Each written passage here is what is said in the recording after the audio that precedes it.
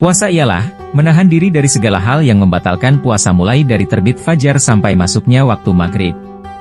Lantas, apa perkara yang bisa membatalkan keabsahan puasa? Berikut ini kami paparkan hal-hal yang membatalkan puasa dari kitab Fathul Qorib.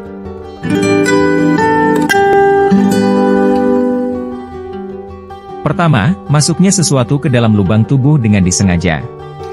Artinya, puasa yang dijalankan seseorang akan batal ketika adanya benda atau ain yang masuk dalam salah satu lubang yang berpangkal pada organ bagian dalam yang dalam istilah fikih biasa disebut dengan jauf, dengan kesengajaan dari diri seseorang.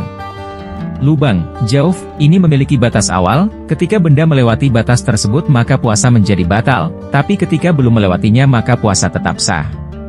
Dalam hidung, batas awalnya adalah bagian yang disebut dengan muntaha khosum atau pangkal insang, yang sejajar dengan mata. Dalam telinga, yaitu bagian dalam yang sekiranya tidak terlihat oleh mata. Sedangkan dalam mulut, batas awalnya adalah tenggorokan yang biasa disebut dengan hulkum.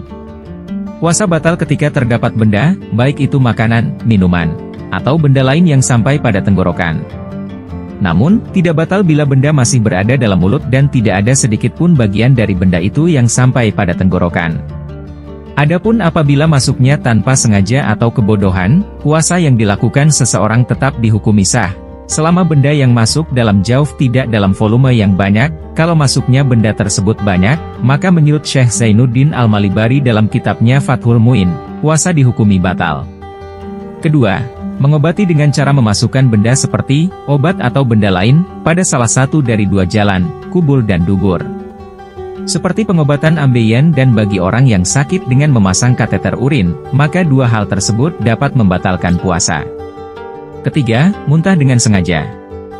Jika seseorang muntah tanpa disengaja atau muntah secara tiba-tiba, atau golabah, maka puasanya tetap dihukumi sah, selama tidak ada sedikit pun dari muntahannya yang tertelan kembali olehnya.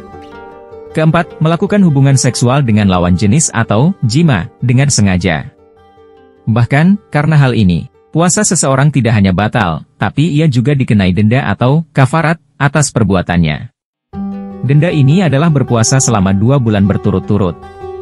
Jika tidak mampu, ia wajib memberi makanan pokok senilai 1 mad yaitu 0,6 kg beras atau 3/4 liter beras, kepada 60 fakir miskin.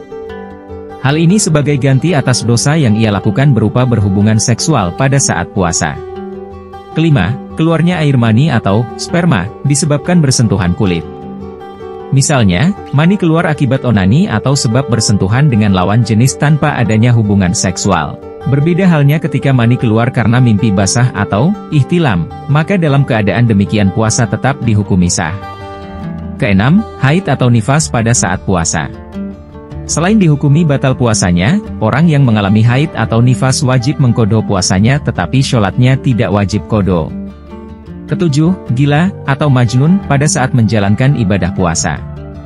Ketika hal ini terjadi pada pertengahan puasanya, maka puasa yang ia jalankan dihukumi batal. Kedelapan, murtad pada saat puasa.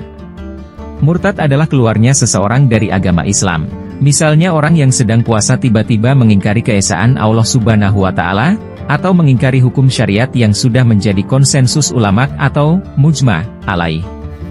Di samping batal puasanya, ia juga berkewajiban untuk segera mengucapkan syahadat serta mengqodho puasanya. Demikianlah hal-hal yang dapat membatalkan puasa yang wajib kita ketahui, sehingga dalam menjalankan puasa kita bisa berhati-hati dalam melakukan sesuatu agar tidak terlena melakukan hal yang menjadikan puasa kita sia-sia.